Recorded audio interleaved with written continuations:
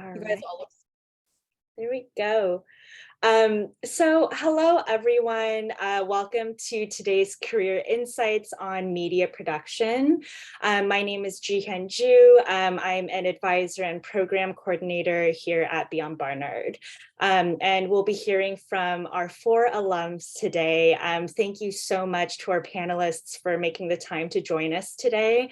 There will be an audience Q&A toward the end of our program, so please feel free to ask questions in the chat or mute yourself when the time is right.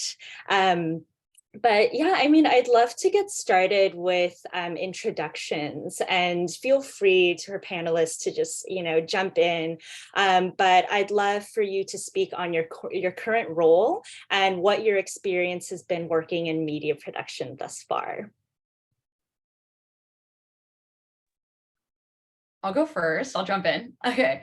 So, hi, my name is Madeline. I am a producer on Slate's daily news podcast. It's called What Next? Not What's Next. A lot of people make that mistake. They throw an apostrophe in there. It's just What Next. So I'm an audio producer, which means I do all sorts of different things that I can get into in a little bit. But it's like everything from pitching and booking and doing a ton of research to actually like putting together the show in Pro Tools, which is a digital audio workspace, pulling music, pulling audio clips, all sorts of stuff.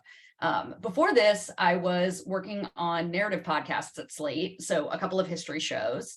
Those history shows were, the first show I worked on was Slow Burn, David Duke, which was not the show I initially was hired to work on. So I was, I did not apply to work on a show about David Duke. I sort of stumbled into it, and it was amazing and really hard. And then I also worked on another show called 1 Year. I sort of started as like a research assistant and like built my audio chops while I was on the job, which I was really blessed to be able to do at Slate.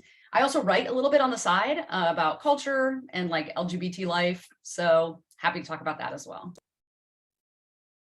Oh, and I live in Washington, D.C. So that's another facet. I think we're like based in lots of different places, which is cool too. I'll go next. I'm Isabel Schultz. I am the Director of Development at Frederator Studios. We are known for comedic, character-driven, weird, wacky series like Fairly Odd Parents, Adventure Time, Castlevania is less so in that realm, but it's one of ours. I previously was at NBC Universal working in adult animation. Prior to that, I was at CAA as a TV assistant. And then prior to that, I was at Barnard as an intern at SNL. I graduated 2017, and I live in New York with my recent husband and dog, Mochi. And yeah, we're doing some really exciting stuff day to day. I'm pitching shows, I'm selling shows, I'm getting pitch shows, I'm reading tons of scripts, I'm staffing, and just like enjoying the life of animation. It's a really fun realm to be in, and I feel very lucky to have found my way. I'll go. Hi, everyone. I'm Ilana. I'm based in New York. Am I echoing? Oh, sorry. I'm based in New York, and I currently am a producer. Sorry, I feel like it's not really an echo, but there's like, are you in a cafeteria or something? Oh, I think like maybe someone's unmuted. Oh, sorry, and I hearing have a lot of bad background ADHD. sound. No worries. Everyone, if we can all remain muted while our panelists speak, I would so appreciate it. There we go. Thank you. Sorry about that, Alana. Please continue. No, don't worry. I'm like, is it me? Am I the problem? Anyway, little Taylor Swift reference. I'm based in New York. I am currently a video producer and host at Rolling Stone. So basically similar to like what Isabel and Maddie are both doing, pitching, writing. I'm working in Premiere to actually build out the video content that we put out, booking talent, communicating with talent teams, and then a lot of the time, this is the really fun part of my job. I actually get to interview them, which is really fun. And yeah, it's it's awesome. I graduated in 2020. My boss is actually a Barnard alum, Kimberly Aaliyah. She rocks super hard.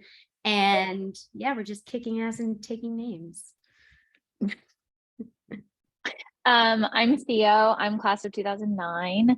I am currently working for myself. I made a leap out of working for big companies to go out on my own about a year ago. So I'm freelance producing and editing audio journalism for different companies, independent producers, and working on my own new things. Before that, I was at the New York Times where I made The Daily.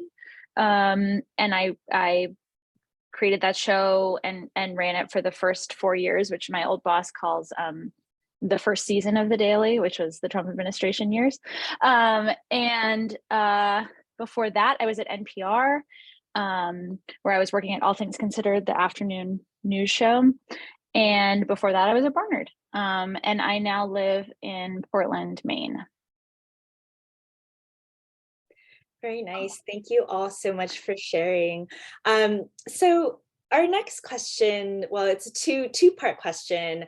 The world of media production is so very vast, as we see from these different avenues that our alums have taken on. But what sparked your initial interest in pursuing a path in media production? And to add to that, can you speak about the early days of your career, as well as the trajectory that's led you to your current role?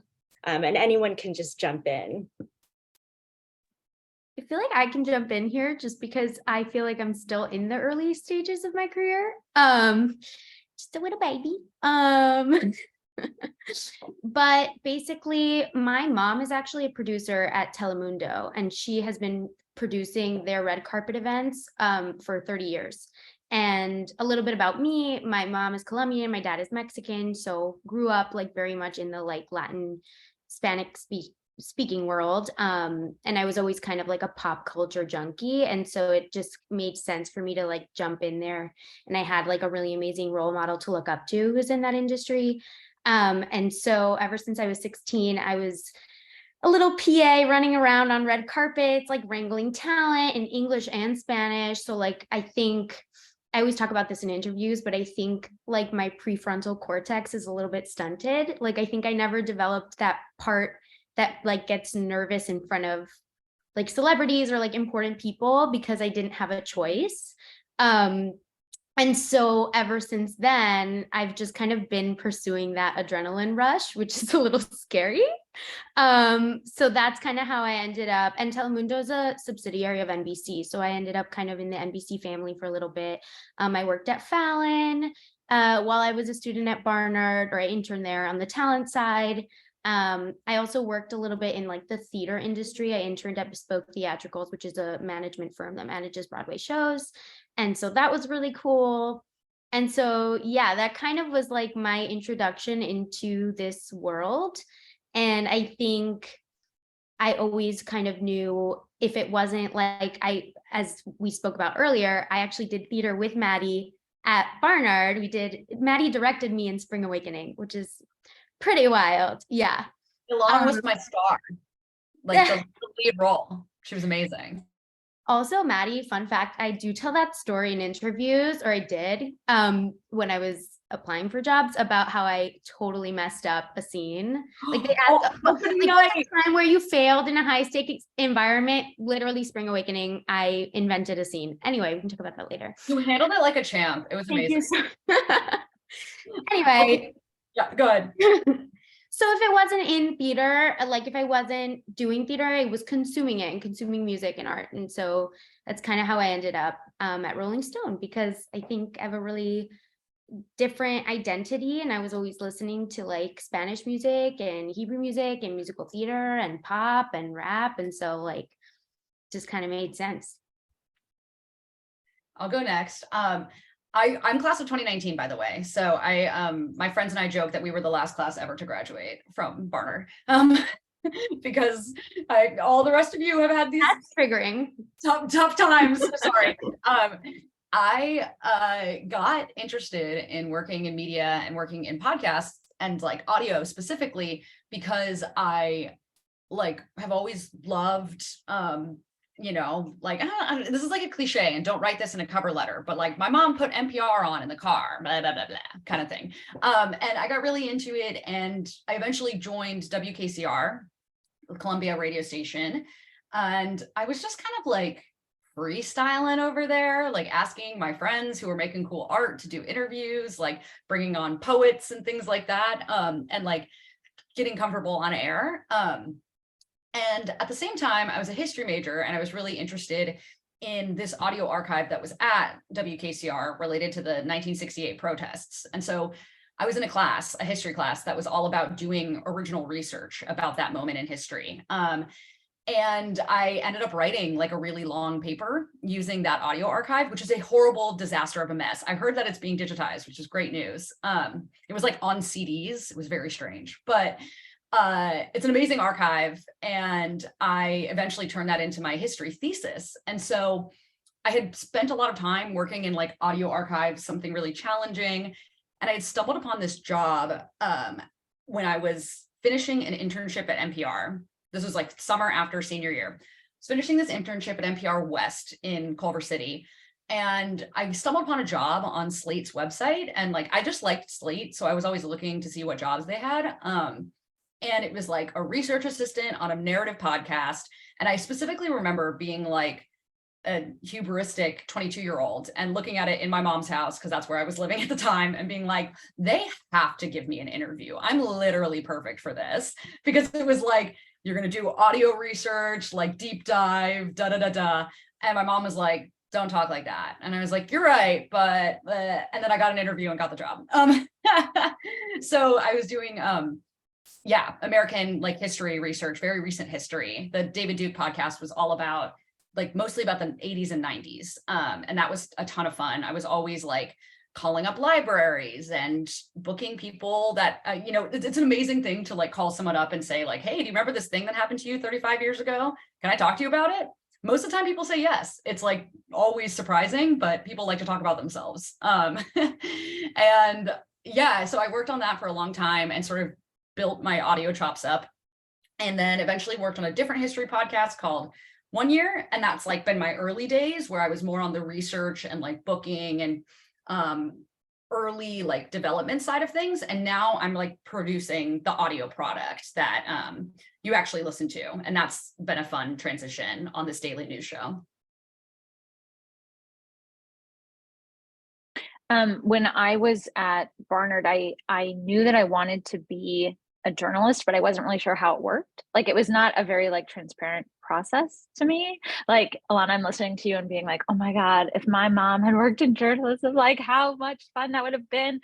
Like, I didn't know how it worked. So I did lots of different internships to try to figure out like I did something at ABC News, and I did something in like a communications office. And like, I was just trying to figure out how you got in and started doing this thing. And I was like too scared to do anything with the Spectator or something, like it was not part of my like vocabulary, how this actually worked. So I tried out these different internships, and then I had one at Maine Public Radio, where I'm from. Like, I went home one summer and did this internship and was like, oh, audio, like this feels kind of easy. Like it was just like, you go, you record something, you summarize it, you kind of write around it, and then you put it out, and then people listen to it and they talk to you about it. And like that cycle felt really satisfying. So that's how I kind of got hooked into audio in particular. And then, in 2009, like there weren't a lot of places, if you wanted to be an audio journalist, there weren't a lot of places to go. It was like, you got an internship at NPR, or you were like one of 10 people that worked at This American Life, like that was the option. Or you moved to Kansas City or something and like became a member station reporter, So I was like, okay, I'm going to go for this NPR thing. And then I got an internship there, and then just loved it. Like, Alana, you were talking about the sort of like intensity of live things and interviewing. And like, I felt that immediately being there, just this high stakes, deadline driven work that I kind of got addicted to. And so, yeah, so once I was at NPR, I just like threw myself into that. And then was able to stay there through lots of, like, we could get into more details of like tactics and stuff, but I basically just ingratiated myself to everybody and was like,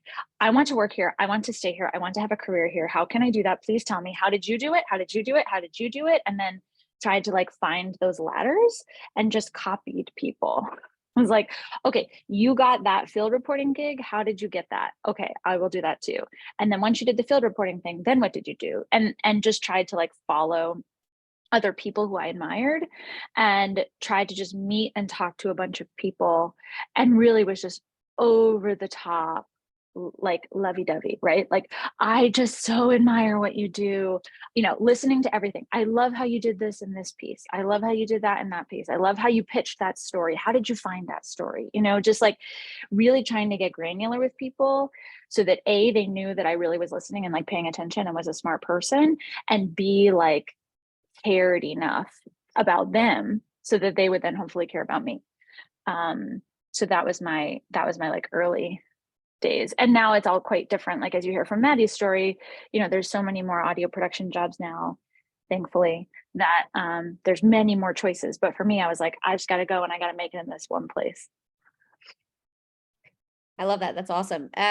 So I started at Barnard having had an upbringing with two older sisters who were like A+ students, who one was going to be a doctor and one was going to be a venture capitalist. So I was the creative kid who just wanted, to do theater and like watch a lot of television and go to do fun social things.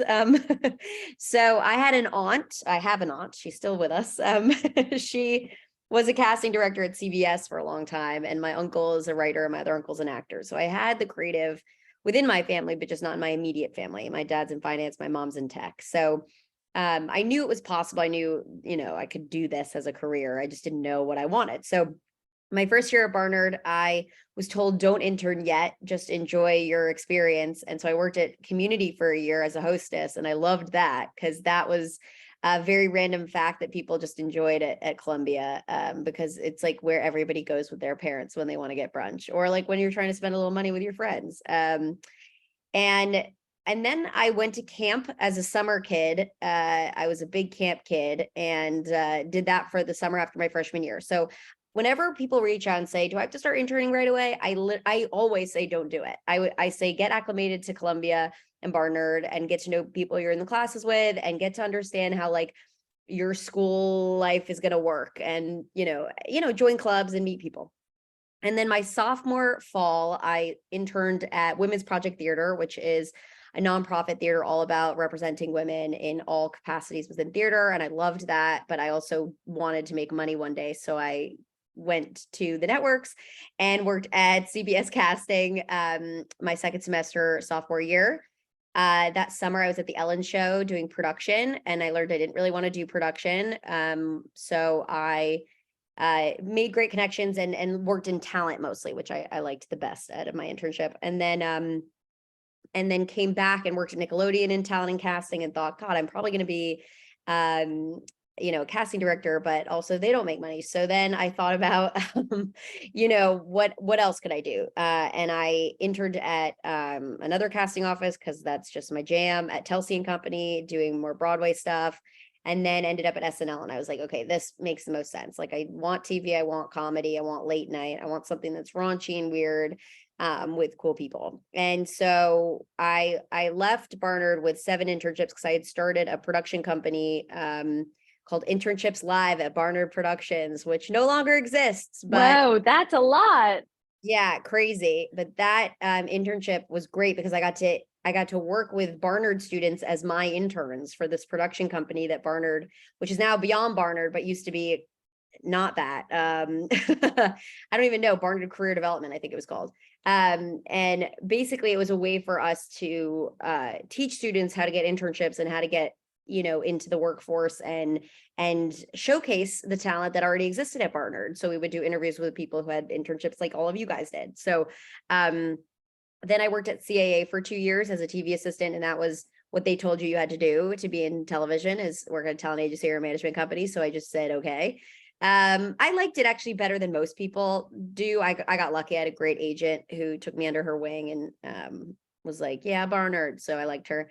And then came back to NBC to work for the president of strategy and commercial growth. And that was like a year of assisting a guy who'd been at NBC for 13 years running sci-fi, who was kind of on his way out, sadly. And I learned that fairly early into my year of working for him, that it wasn't going to be as challenging. It wasn't going to really push me in any great way. So I started looking internally and found a development coordinator position for an adult animation block that Sci-Fi started.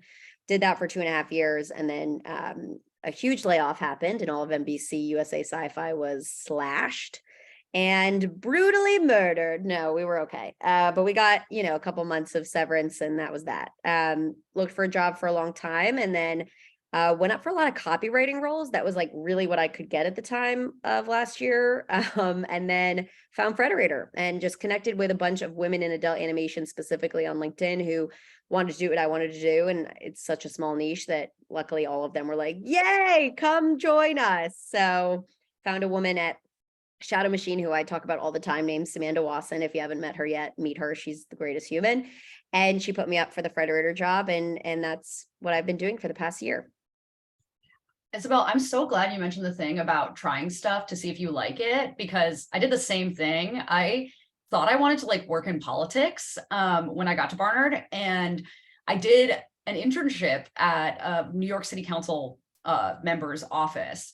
And I didn't know this when I like signed up. I thought I was going to like help out with policy or something like that. But I was literally just like answering phones of angry constituents. And these were angry constituents in Yorkville. So they had like all sorts of stuff to complain about that weren't actually issues. And then every once in a while you would come across like a really scary, really serious issue. And they were calling like 20-year-old me. And I learned from that I like love talking to people and I love like getting to know people. But like I did not like being on the hook for fixing their problems. I way more liked getting to know them and what they had going on. And I think a lot of journalism is just diagnosing problems and then like tasking the federal government, the state government, the city to be like, fix this. And I far prefer that side of things. So that helped me realize that I wanted to work in journalism and like audio journalism. That reminds me of something a coworker told me. She was like, it's important to distinguish the job versus the work. And I think that that's like exactly what you're both hitting on. Cause like I also I did the Broadway thing and I tried to be an actor. Literally had an informational with Isabel, I think in the beginning of COVID, like just calling different people and trying different things and like figuring out what you actually want to be doing day to day versus what you think sounds cool. Yeah, that's the best question to ask somebody. Be like, what do you actually do during the day? I remember asking somebody at WNYC when I interned there. It's like, what does a producer do? She was like, oh man, I don't even know. Thank you all so much for sharing and just building on all of this wonderful content about the early days of your career and building on this path. How would you say your relationship with your profession has changed since first starting out in this industry? And anyone can jump in when the moment is right. Well, I think I've had the most time to have changes, and I have had a lot of changes. I was extremely focused on work for the first like 15 years of my working life, and was like, I have to devote every waking moment essentially to my job. And I, it's sort of like I think a classic like pandemic story at this point, where I just realized once I got out of New York, I didn't have to do that anymore. And so I've really sort of radically shifted the amount of work that I'm doing. And I think that was a lot because I like achieved the things I wanted to, right? Like I made the things I wanted to make and they're out in the world and I'm so happy. So it isn't the kind of thing where I would say, don't like give all of yourself to your work, because I had great satisfaction from doing that. But I think that there is a Barnard tendency to push a narrative that if you get success professionally, you will be a happy and satisfied person. And I don't think that's true. So I wish that I had had a little more perspective of, like, when I get to a point where I am successful, I will still be like sad sometimes. Like, I'll still be not a fully satisfied person. And I think there's something about, like, I'm curious, Maddie, how you're feeling about daily news, because I think there's something about dailiness that is also very, it's that high we were talking about. Like, you have a deadline, and then you meet the deadline and you're like, A+, good job me. And we get to do it again tomorrow and tomorrow and tomorrow. And like, there's an adrenaline to it that you get kind of swept up in. And like, I think I rode that for a long time, and then I just stopped because it just got to be too much. So yeah, those are the changes that have happened to me. In brief, anybody can call me if they want to hear more. On the topic of daily news, I think that the biggest change I've had, I've only been doing this work for like 3.5 years or so. But the biggest change I have is that I've gotten much better at like trusting my instincts. And that's something that you really, really have to have for daily news. Because I first came up in like these narrative podcasts where we would, it's like a 50-minute, 55-minute audio documentary. We hyper scrutinize exactly like how things are going to be said. We're pulling like tape from mountains. Like, if you have like a dozen hours in archival tape and you're maybe going to like feature 40 seconds of it, like, you have to be really like scrutinizing about why you're going to choose that. And when I switched over to daily news, you just don't have that time to do any of that. And I had to get much better at trusting that this thing I cut from this 45-minute interview, because we got to get it down to 20 minutes, was fine. And I'm much better now at listening to something and being like, that's boring, bye. Like, and not feeling like, bent out of shape about letting things go. And so I think that that's like a governing life philosophy, but also is like really useful for working in audio. I love what you said, Theo, about just like not putting all your eggs in the work basket. I think that's such a true thing, that Barnard women are so motivated, so driven. I mean, you hear all of us talking and we're just like such cool women. Like, literally, I want to be friends with all of you guys. And Same. I think what's so tough about America, and I'm going to make a news statement because everyone here seems to work in news in some way, or has, our society just tells us you work till you die. Just keep working, become successful. Becoming successful means you get a lot of money, you have big power, and you're big. But having lost a position at 26 years old last year, like, I gained so much perspective of what actually matters, what really matters in this world, and like your relationships and the people around you, and like what makes you happy as an individual, and self-growth and all of that. I think what I learned from when I began interning at Barnard versus now, no task too small. Like, I was always the kid that would get the coffee. I didn't care. I would always say yes. I think my improv background, shout out to Third Wheel Improv at Barnard, Columbia. I was a founder for that group. Like, the yes and quality of just like always being the person that people rely on to get anything done was like my mentality, and it still is. A lot of what I've learned in my internships, I've definitely brought into my everyday life, of just like being eager, enthusiastic, kind. Like, kindness is so under valued, I feel like, in our industry. There's something to be said about like breaking in and like getting into the business, and it's a dog eat dog world, and nepotism is actually real, and like things like that. But your hard work is going to pay off so much at any place you work, whether it's an internship, a freelance gig, a full-time job, big corporation, small corporation. Like, when I lost my job, for example, at NBC, I was like, who am I? Like, I had all these sexy jobs and now I'm just Isabel. Like, that feels off, and I don't know anything, and who cares about me, and do I care about anything? And like, all of these crazy thoughts go in your head and if anyone has ever been laid off or been unemployed or anything, it's a real thing where you second guess yourself and you doubt yourself. And that's why I love what Maddie said about trusting your gut and like trusting your instincts. Like that is so true. It's like, if you're feeling uncomfortable with a conversation, like say you are, you know, or if somebody's not hiring diverse people, that needs to be vocalized. Like all of these things that I think when we started in the industry, I feel like, you know, just from 2013 until now, 10 years later next year, you know, women have become more vocal, which I just love. Like, you know, there's no silencing. It's a time where you can just be you and say how you feel and vocalize your things. And some people are going to hate it and some people are going to love it. And that's okay. And it really doesn't actually matter what people also think about you at all. Like it really just doesn't. You can be yourself and like have no one like you who you also don't particularly probably like, but your friends and your family love the crap out of you. And that's literally all that matters. So yeah, I just wanted to like do a little bit of a soapbox moment based on what's been talked about so far. I think it's really interesting that you bring up that whole like yes and mentality, because I definitely went into this industry with that. And it's funny that you bring up also nepotism, because I think that like, because my first job, my mom was not my boss, but she was like in the ether.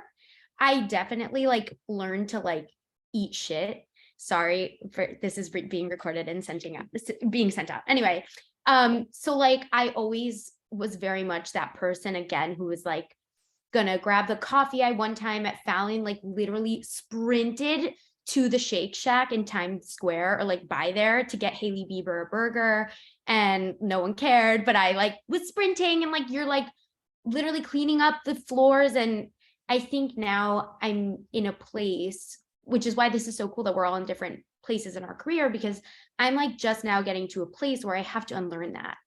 And I have to take up the space that I take up and be unapologetic about it and like be that and I still am really young and I look really young, and people look at me and they assume I'm the intern. And it's happened on set, happens a lot in LA, specifically because people just like look at you and they like make an assessment.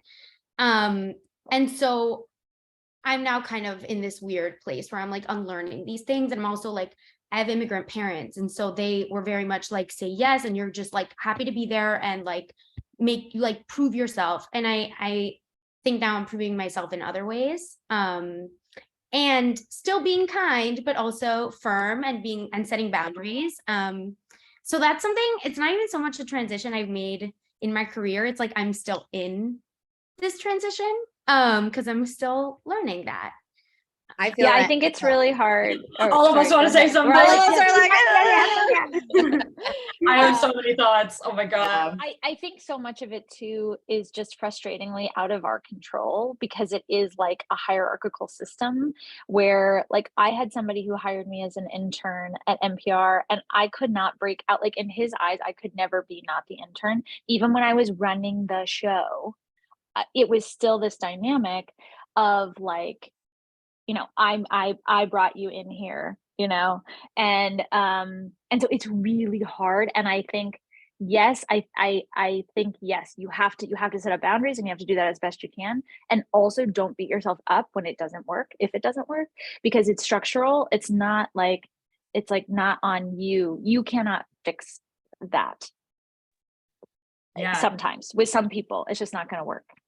Yeah, the enthusiasm thing is so interesting and so fraught, because when I was hired at Slate, the thing that my boss, who is like a very stoic, like somber man, he said to me on the phone was like, I hired, and it sounded like this. I hired you because you seem really excited and enthusiastic. And I was like, you need some of that there? Like, what's going on? I didn't say that, obviously. And I was like, yeah, I'm stoked. Let's do it. Da, da, da, da. And I worked for that same boss for 2.5 years, and he was the host of my show. I was like always ready to do anything that he needed and to do it really competently. And he trusted that I could do that.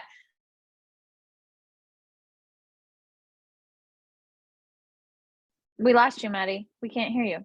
We can't hear you. Oh no, can you hear me now? It was a cliffhanger.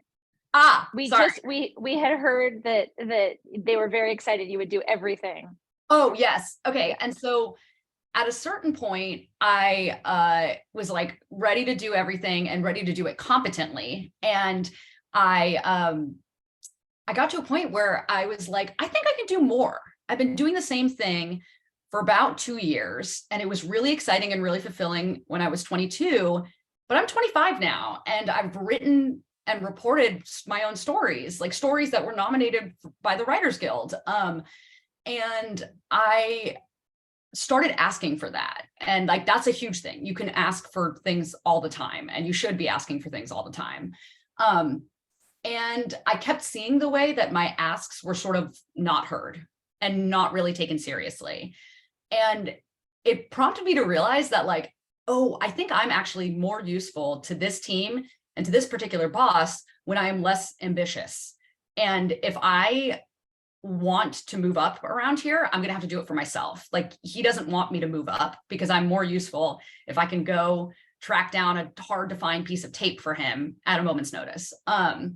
So I started looking for other jobs, and like, there's a lot of fraught things about loyalty, but sometimes it's not rewarded, and rewarded in the way that you might want it to be. And so I knew I wanted to move to a show where there was more to produce. Like, I was working on a show that made 7 episodes a season. Now I work on a show that's out 4 times a week. And it means that I'm going to take some control over some of those stories just by the nature of what the show is. So you should be enthusiastic, but if you're not happy, you have to change it for yourself. I love that point about loyalty. I think it's so funny how we dedicate our lives to a company and then they could just fire you and that's it. So I learned that really aggressively, as I've mentioned prior, and I thought I'd spend my entire career at NBC. I was like, oh, like, I'm killing it. I'm just going to keep doing this and become president of NBC one day. That's my goal. And then, yeah, that happened. And I was like, oh, I am my own person. I have to do my own things. And, it's so funny. I think the female perspective on all this is so different than probably what guys would talk about, which is just so funny to think, like how a guy would just view you as an intern. Like, guys wouldn't even let that happen. They would truly sit that boss down and say, hey, dude, I'm not getting your coffee anymore. Like, I'm a coordinator now. Like, we're moving up. This is how it's going to work. Like, they would, probably just sit there and say what exactly they want, versus women who are like, well, I don't want to like disturb the peace, and I don't want to be like that aggressive or whatever. And, I recently asked for a raise because I sold a show and I got a partnership with a major corporation that is going to help our studio, and nothing came of it. And I pushed back because I was like, you know what? I'm doing great work and I know my value. And you're absolutely right. When people don't see that, and I love my job, 100%, I love my job, but there are moments where, that loyalty question of like, if you're not going to be treated properly, just like, and it might be mistreatment in payment. And that's the truth. Like, you can say you love me as a hard worker and that you love my personality and my energy is great and I'm doing the right things and I'm selling shows, and I'm doing everything right. But if monetarily you don't value me, and I know what other people in the industry are making, and I know what I'm not making, or, and I don't mean to make this all about money, but like, that loyalty to somebody is not your problem. You're in this industry to make something of yourself that you're proud of. And if somebody else sees that in you at a time where maybe weren't even looking, appreciate that. And maybe that's the opportunity. And maybe, that doesn't mean you stay at the company 5 years, and maybe it's 1 year, and maybe that's exactly what you should be doing at this moment, because someone's telling you overtly, hey, I want you to run everything about this show, and I want to pay you what you deserve to do that. And that's not going to be like you saying, oh, well, I can't take that opportunity because my boss would be so pissed, and I've only been here for like this amount of time, but yeah, no, I'm going to pass on that. Nobody should pass on that. No one. Like, in a second, you see Facebook, you see Twitter, all of these layoffs happening in tech right now. It's bonkers. These companies aren't thinking about each individual person. They're thinking about their overarching cost. That's what they're thinking about. They're thinking about the business of their company. So if you want to do something that is nothing you've ever done before and it pays you 100K more than you're doing now, fucking try it. Like, I don't know. I just think that whole loyalty that you're talking about it's such an interesting point, because it's like, who really has loyalty to you? Like your friends, your family, like your dog, the most loyal of them all, you know, but companies don't. Companies are just companies that run their own business and do what they're going to do. And yeah, maybe you can change it if you run it one day, but at all of our ages, I mean, we're not running top companies yet. We're in the cog, right? We're like moving and shaking in ways we can. And not to say that's a bad thing at all, because for some people, they don't even want to become CEO of a company because God, how much pressure is that and all the pain that comes with that. And God, I'm talking for a very long time and I'll stop now. Theo was in charge though, and was top dog for sure. Yeah. So you Yeah. could say that. Yeah, I mean, I think that the thing that I think about companies on the other side of it, where I'm now, contracting with them and not permanently employed by any of them, which is very intentional, is that you should use the place where you are for the fullest advantage that you can, right? You have to be sort of selfish about these things. So like, it's from hearing each of y'all's stories, it seems like you are sort of like, you are milking everything out of the company where you are that you can't. And that's the best thing to do, right? Like people come to me a lot of the time for advice and they're like, I just can't do what I want to do where I am. Do I need to get a new job? And I'm like, what do you want to do at your new job? Have you tried to do that where you are? Like try, like Maddie, you were sort of saying like, okay, I wasn't totally satisfied with what I was doing. I saw another thing that I could be doing. Isabel, you were like, I'm not happy with this person. I'm going to go and find this other gig, like within your own sphere, right? So before you like tear everything up, or before you say like jobs are scams, screw these companies, like use the things at your disposal to try out the stuff that you want to do. So like, just try to find the person who might be doing a thing that you want to do. Or if you have the idea, try to find the collaborator you could pitch it to, and realize that like for you have to be looking out for yourself and figuring out what experiences you can get where you are that will then help you do whatever you want to do next. Or forget the next thing and just think about what day-to-day is going to make me feel good for the next 6 months, a year, right? Just like, let's take it in little steps, small pieces. Who knows what the frick the future is going to hold? Let's just try to be happy day to day and like wring out as much as you can from the company. That's what I would do. Yeah, and I do want to clarify, yeah. I didn't mean to say like all, companies it's scams. That's not the point I was trying to make. But no, I added that yeah, little I flourish. just want to make sure that is that's been said, because I do think that I think your point is very clear. I think you can also find ways to make your job the job you want, and at some companies you have no ability to do that, and you're told exactly what you need to do, and that's it. So there's yeah, and I think to talk about the job I was in, like I think that it worked in my favor in that I was given the runway to be able to do what I wanted.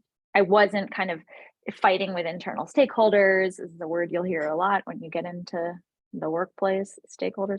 I wasn't having to have a whole bunch of like internal battles. Like my boss's boss just said, get out of her way, and I got to do what I wanted to do. So that made things a whole lot easier. But like you're saying, Isabel, that's not going to be the case many places. Yeah, I'm absolutely loving the energy of this conversation, I do have to say, so thank you so much. We're at our last question, and I feel like this is a perfect segue actually into our last question. And just for our students, please prepare your questions for our panelists as well. Feel free to drop them in the chat. What advice would you give to students who are interested in pursuing a career in media production, but are unsure of where to start?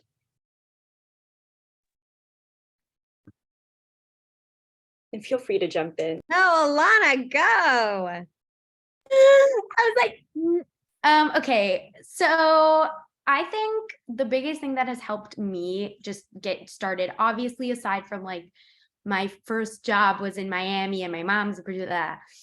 After that, like the Spanish speaking world, and like especially in entertainment, is very siloed. So I don't regularly consume like telenovelas, and like I like reggaeton, but I'm not like listening to like Mexican banda. So I think I really wanted to get break out from that. And once that happened, I was kind of on my own. And a big thing was my Barnard community. Like I reached out to everyone I knew, Isabel included, like, and I just was like checking out what people were doing, networking. And like, I know that sounds like super buzzwordy, but like, it really makes such a huge difference, and not just networking for the sake of doing it, but actually like forming valuable connections and like meeting up with like potential collaborators. Like I have friends who I'm like, when we grow up and we like run the town, we're going to start a production company and you're going to be the writer and you're going to be the director. And like just having these dreams and talking about them and making them feel like they're not so crazy, with other people who are also ambitious and eager and excited and kind, I think is a huge deal. And that's how I ended up with my current job, because my boss, Kimberly, went to Barnard. She was in my sorority. She graduated in 2017. So I literally knew her for not even a semester because I rushed in the spring. I was not involved in my sorority whatsoever. However, I did keep tabs on her, and I was just always connected with her, and I was just letting her know what I was up to. I like kind of cold emailed her in 2021, was like, hey, actually, this is a quote, which is funny because this is full circle, but I literally said, like, if you need someone to like mop the floors at Rolling Stone, like I will do that. And she was like, I don't have anything right now, but I just made sure I was like still top of mind and keeping up with her successes. She recently got like a Barnard Alumni Award. So I was there for that. It was our 5-year reunion this year, and Kimberly's a great friend of mine. So anyway. Oh, dope. So I was still in the interview process during that. So I was like watching her from afar, being like, hey, congrats, girly. Also, like, what's the status? That's neither here nor there. But yeah, just like I would say, like, connect with people. That's how I found out through other people that were killing it that you could intern at Fallon or SNL or like, and when I wasn't, I didn't get that job until my senior year, and I was gunning for it forever.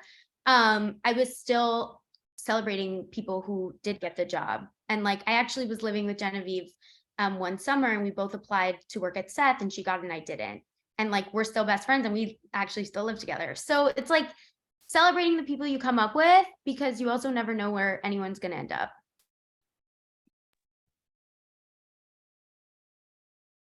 I would say when you're starting out, networking is not necessarily being like, give somebody my resume, but at least for me, it was like reaching out to people and being like, you got to the place that I want to be. How? Tell me exactly how. And if you can, would you read over my cover letter? And what is an example of something you put together when you were really early in this industry, like, et cetera. So that's one big thing, is that this is like networking is often just information gathering and figuring out like what the way to do something is. Another thing I would say is to like make things now. If you, there are all sorts of like free versions of the things that you would use in the industry, like Pro Tools first like exists, and if you want to work in audio, like start making things now. And another thing I would say is that, oh God, now it's totally escaping me. Oh man, if I remember it, I'll jump back in, I promise. Oh yeah, no, Isabel, please go No, ahead. you take it. I saw there were 2 questions in the messaging thing. We Do that. We have about 9 minutes, and so I do want to jump into student questions, and we have some great ones here. So Lilibeth is asking, what did you study at Barnard, and how did you use that to start your career? Does your major matter? It's a really great question there.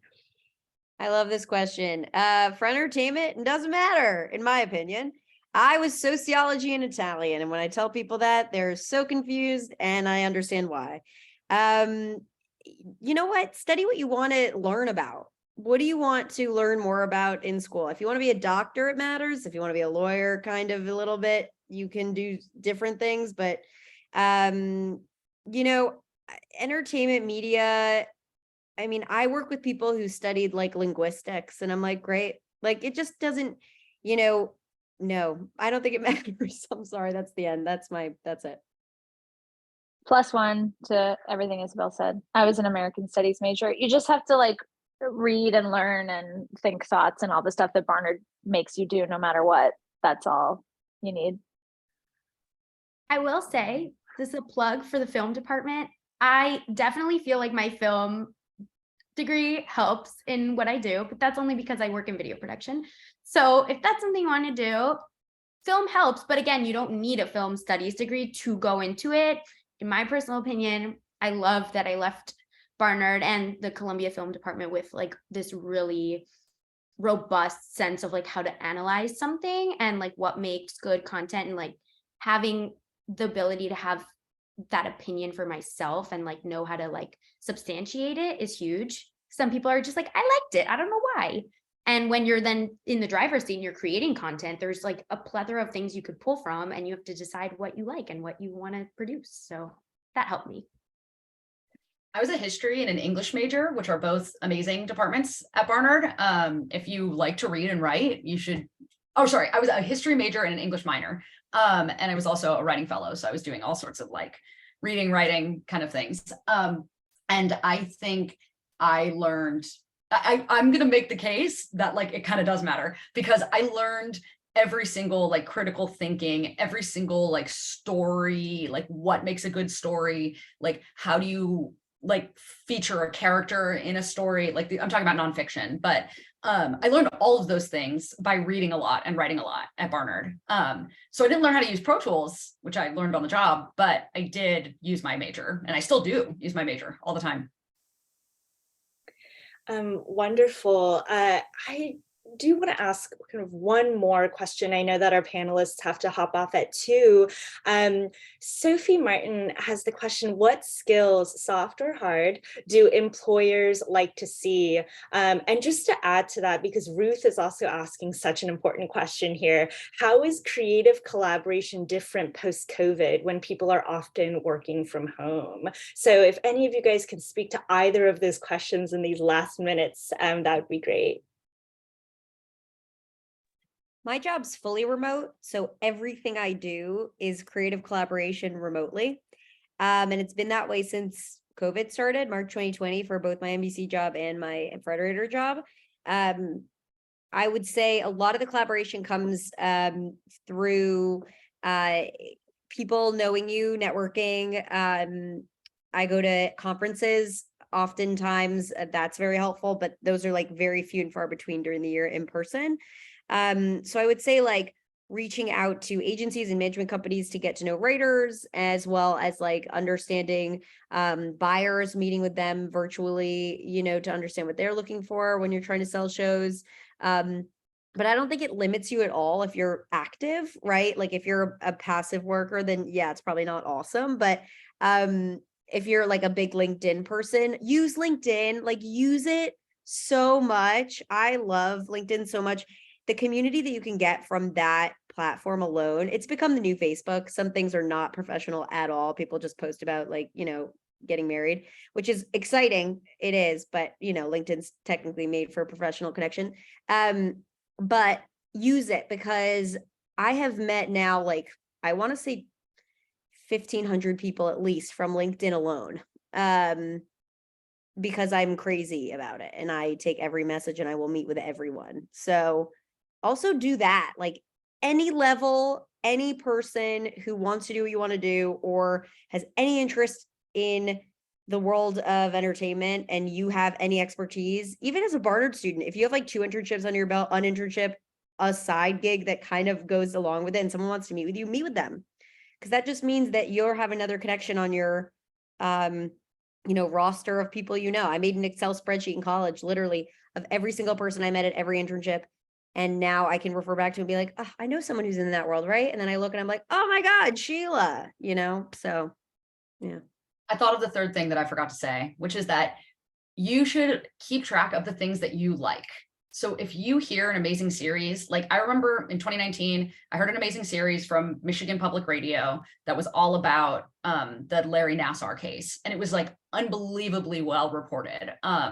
And because of that, I put Michigan Radio like on a list of places that I looked for jobs at, because, and this is going to get to your skill question, one of the things that employers in the audio world like to know is that you know what they make.